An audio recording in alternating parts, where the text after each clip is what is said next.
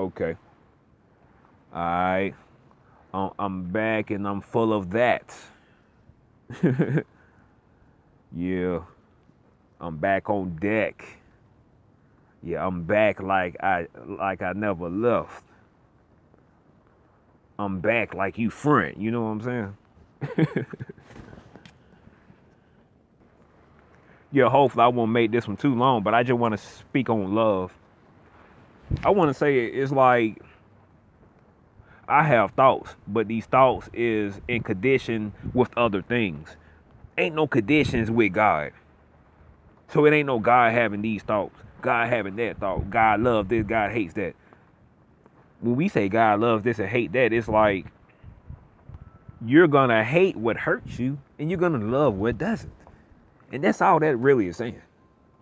You don't sit here, we're not told not to do this, not to do that because I am the ruler because I said so. It's because those things have after effects, consequences, karma, results that come with them. That's why. And it ain't stuff that we gonna like. But man, I've never all my life I've been doing things out of self-preservation, or out of, as they might say, for the love of self. But I never thought about myself in that way. I ain't never thought about myself in the way I think about my parents or my family or any, female that I've had strong affections for, or any, or heck, any object, any foods or activities. But yet, that love of self is the number one thing, and that's the real love right there. Not that strong affection you have for others, even though that is a branch or that is a fruit.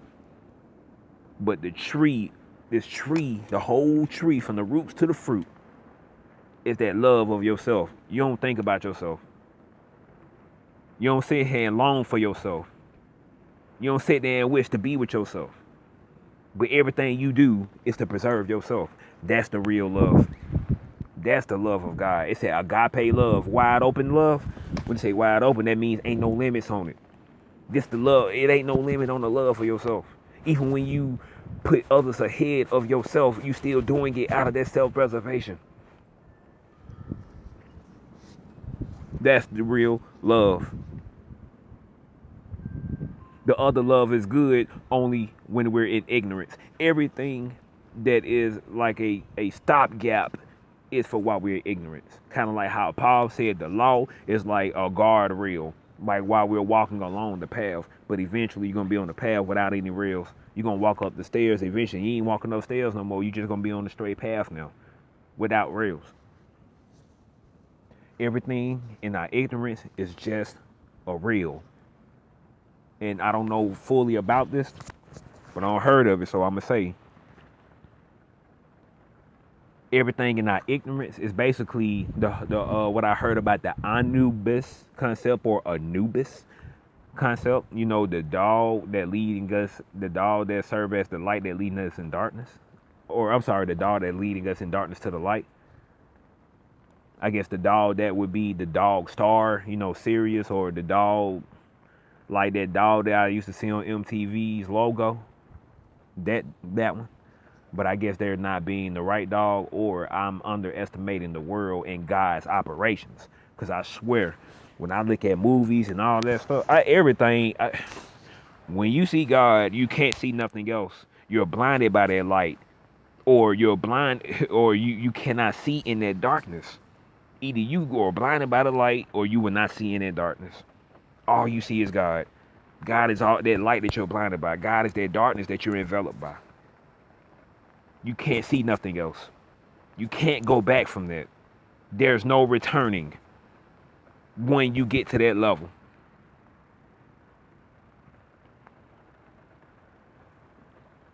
You plant a seed in hell.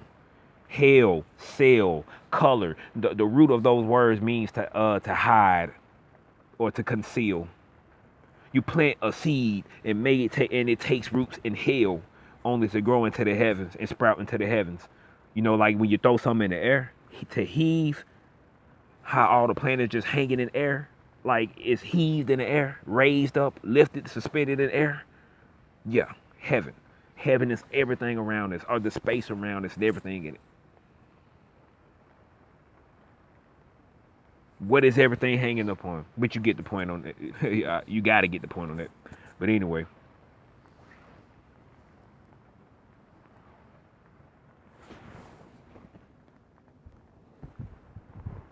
yeah, I'm running out of recording time already. I'm telling y'all, I'm trying to tell y'all, I'm definitely gonna do something about this data problem, this memory problem. Heck, everything is a reflection of everything. Cause I'm getting older and I see it I see a change in my memory workings. But anyway, uh, yeah. So there was a brief interruption. But luckily, the video was only paused this time and not actually stopped and have to start recording all over again.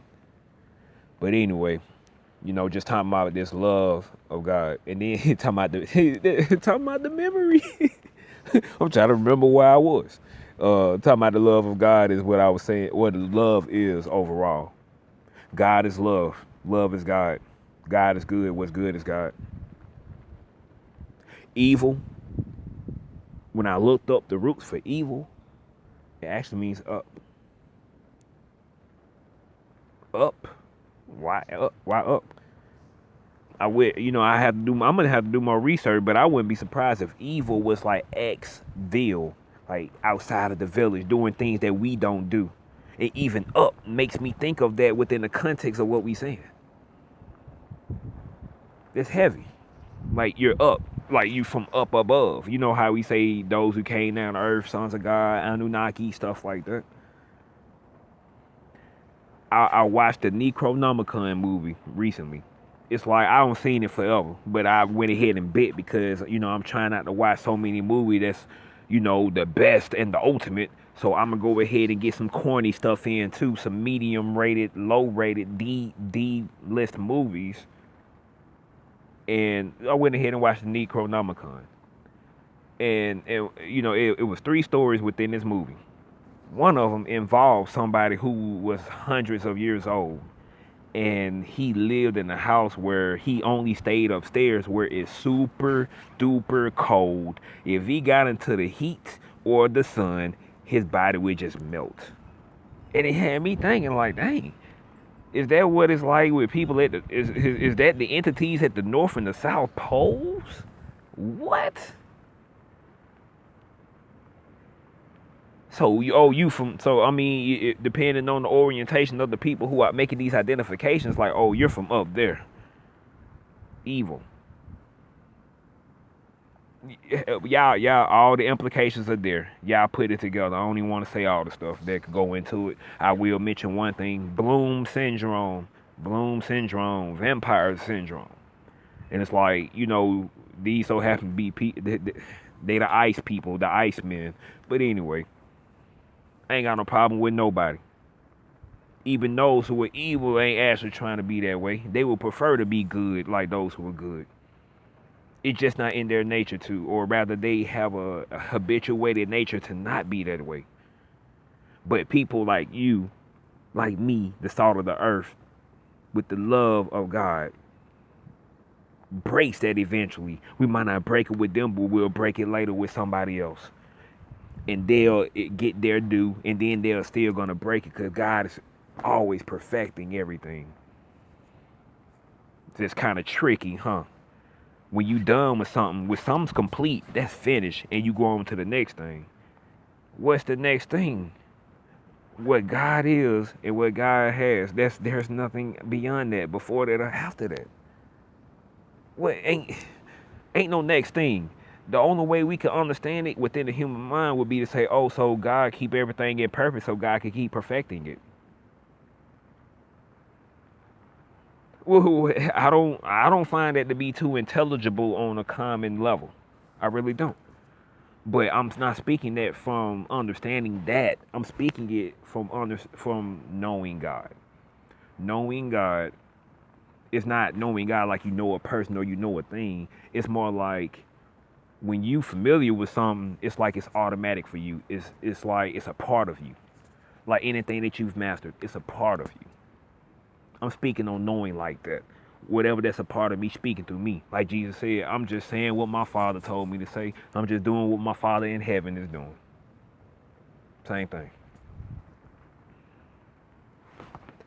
But and that's what I'm doing. I ain't here to offend nobody.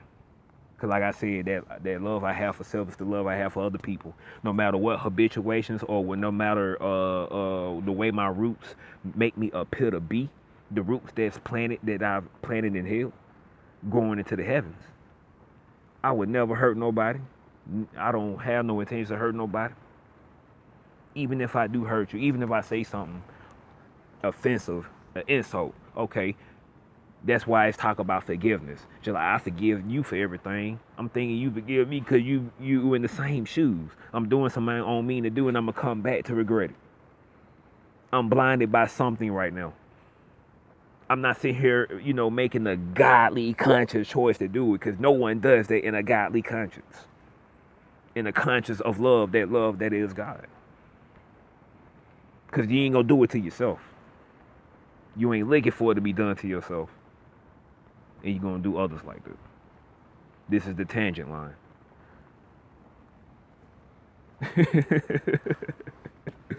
Yeah, gotta remind y'all that's the tangent line. I'm still talking about the love of God, but it's like everything interconnected. You know what I'm saying? I can get lost in the interconnected sauce at times. But anyway.